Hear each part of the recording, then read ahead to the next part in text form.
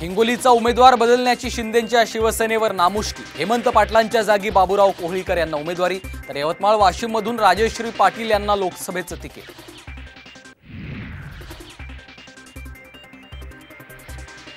ठाकरेंचा भाजपला दे धक्का, उन्मेष पाटील शिवबंधनात। भाजपमध्ये बदलाचं नाही तर बदल्याचं राजकारण, उद्धव ठाकरेंचा घणाघात।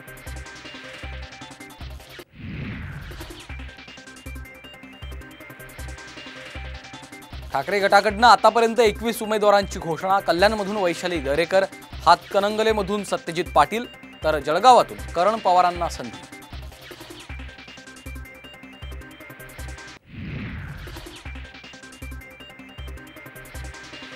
बीड लोकसभा लढवणारच, ज्योती मेटे ठाम। शरद पवारांकडून उमेदवारी देण्याची मागणी।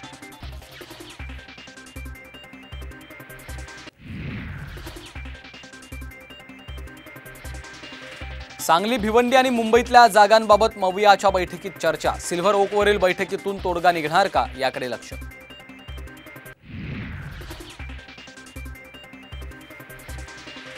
तुरुंगात टाकलं तरी गरिबांसाठी लढत राहणार, अमरावतीत बच्चू कडूंचं मोठं विधान। तर शक्ती प्रदर्शन करत दिनेश बुब यांनी भरला उमेदवारी अर्ज।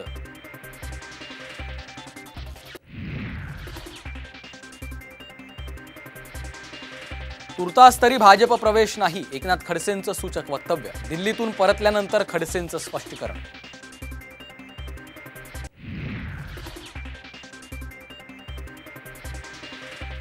रत्नागिरी, सिंधुदुर्गात नारायण राणे विरुद्ध विनायक राऊत हाच सामना हवा। ठाकरे गटाचे खासदार संजय राऊतांचं आव्हान।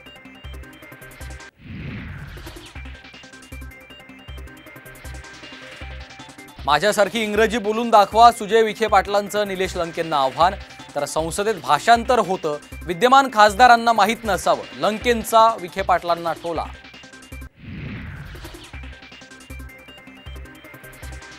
आणि मराठा आरक्षणाबाबतच्या सर्व याचिका मुंबई हायकोर्टाच्या पूर्णपीठाकडे, लवकरच होणार सुनावणी। मराठा समाजाच्या 10% आरक्षणाला कोर्टात आव्हान।